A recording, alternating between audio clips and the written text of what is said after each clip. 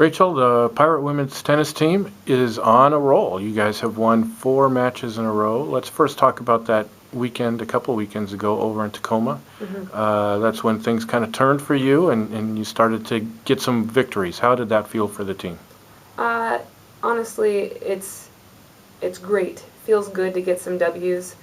But whether we're getting the W's or not, kind of the same theme remains. This is a crew where that needle is moving continually. And I think because of that, we are going to start to see more W's. But also our competition is varied. Our early losses were against really, really tough competitors, and these last few weekends we've been more closely matched with our teams, and it's good to see that we can pull out a W in a more close match.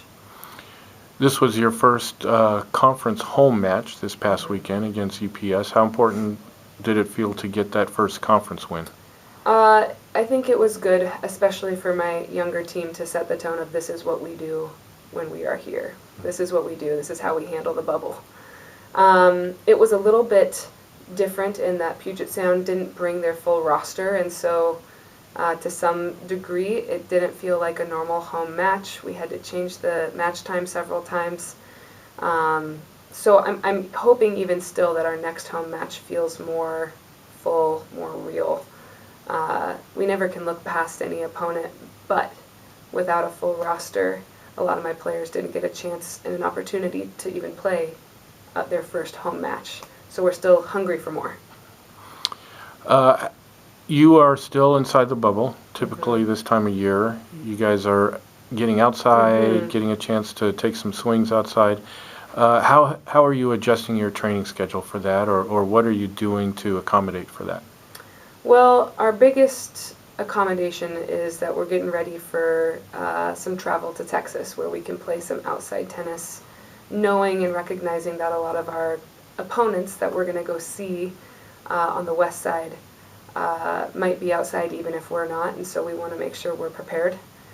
Lots of sunshine in Texas, so we'll get to swing pretty exclusively outside.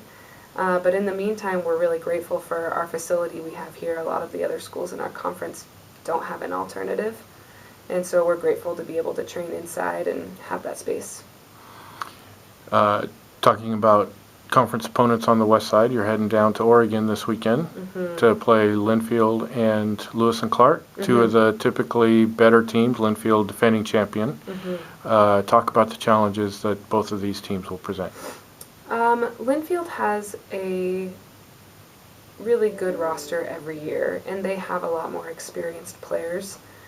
For that reason, I'm excited that my team gets to see that type of experience again. We got to see it early in the season, and I think it was a little bit of a shock for us. And now that we have a few more weeks under our belt, I think I'm excited for them to see that challenge again.